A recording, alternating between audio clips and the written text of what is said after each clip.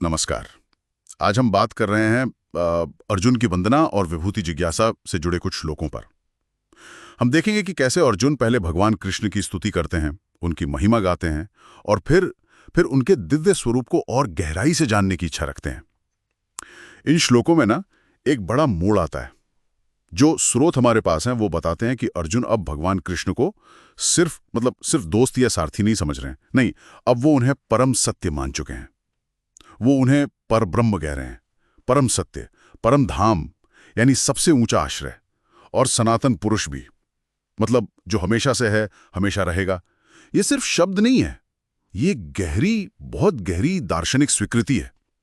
अर्जुन आगे ये भी कहते हैं, और ये बात ध्यान देने वाली है, हे केशव, आप ही सब कुछ हैं।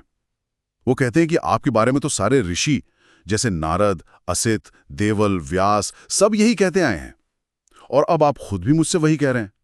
आपकी जो दिव्यता है उसे देवता और दानव भी पूरी तरह नहीं समझ पाते। सोचिए जरा, पहले जो दोस्त थे, सारथी थे, अब अर्जुन उनके लिए ऐसी भाषा, ऐसा सम्मान दिखा रहे हैं। ये कितना बड़ा बदलाव है उनके अंदर। बिल्कुल बिल्कुल। और यहाँ सबसे दिलचस्प बात सिर्फ ये बदलाव नहीं है, बल्कि इसके पीछे का कारण क्या है। वो जो विश्व रूप दर्शन का अनुभव हुआ था ना अर्जुन को, उसने उनकी पूरी वास्तविकता की जो धारणा थी उसे हिलाकर रख दिया। अब वो कृष्ण को सिर्फ व्यक्तिगत स्नेह से नहीं देख रहे, अब वो उन्हें ब्रह्मांडीय चेतना का स्रोत मान रहे हैं। हाँ, स्रोत भी इसी बात पे जोर देते हैं कि ये सिर्फ दिमागी समझ नहीं है, बल्कि एक गहरी अंदरूनी स्वीकृति है। और यही स्वीकृति उनकी उस भाव भरी वंदना का, उनकी स्तुति का आधार बनती है। तारीफ सिर्फ शब्दों की नहीं है, ये अनुभव से उपजे सत्य की स्वीकृति है। हाँ, ये समझ आता है। और इसी स्वीकृति के ठीक बाद, जैसे ही वो इस परम सत्य को पूरी तरह से मान लेते हैं, महसूस कर लेते हैं, उनकी जिज्ञासा जाग जाती है, एक नई तरह की उत्सुकता। वो भगवान कृष्ण को जनार्दन कहकर बुलाते हैं। जनार्दन मतलब सभी प्राणियों के रक्षक, दुख हरने वाले, और उनसे एक आग्रह करते हैं। वो पूछते हैं कि हे योगेश्वर, हे जनार्दन, कृपा करके मुझे अपनी उन दिव्य विभूतियों के बारे में बताइए। मतलब आपके वो खास ऐश्वर्य, आपके प्रकट रूप, जिनके जरिए आप इन सभी लोकों में फैले हुए हैं, स्थित हैं। वो कहते हैं, मैं आपके इस योग बल और विभूति को फिर से और विस्तार से सुनना चाहता हूँ। वो असल में ये जानना चाहते हैं कि ये जो इतनी बड़ी सृष्टि है, इसमें ईश्वर की झलक किन किन रूपों में मिल सकती है। ये सिर्फ एक लिस्ट मांगना नहीं लगता, इसके पीछे कोई गहरा उद्देश्य शायद। हाँ बिल्कुल, ये सवाल बहुत गहरा है, सतही नहीं है। अर्जुन की ये जो इच्छा है विभूतियों को जानने की, इसके पीछे कई कारण हो सकते हैं।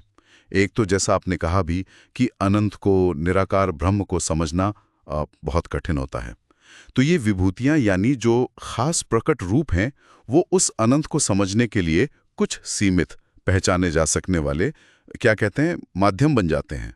जैसे हम किसी बड़ी मुश्किल अवधारणा को उदाहरणों से समझते हैं ना, वैसे ही। और दूसरा, शायद भक्त के लिए ये जानना भी जरूरी होता है कि ध्यान कहाँ लगाना है, संसार में ईश्वर को कहाँ ढूंढना है, कहाँ देखना है। तो क्या हम ये कह सकते हैं कि विभूतियों को जानना एक तरह से भक्ति मार्ग का ही हिस्सा है? मतलब निराकार को साकार उदाहरणों से अनुभव करने की कोशिश। निश्चित रूप से, बिल्कुल। स्रोत भी इसी तरफ इशारा करते हैं। ये दिखाता है कि भक्त कैसे उस अमूर्त सर्वव्यापी परमात्मा को अपने आसपास की दुनिया में मूर्त रूपों में महसूस करना चाहता है, उनसे जुड़ना चाहता है।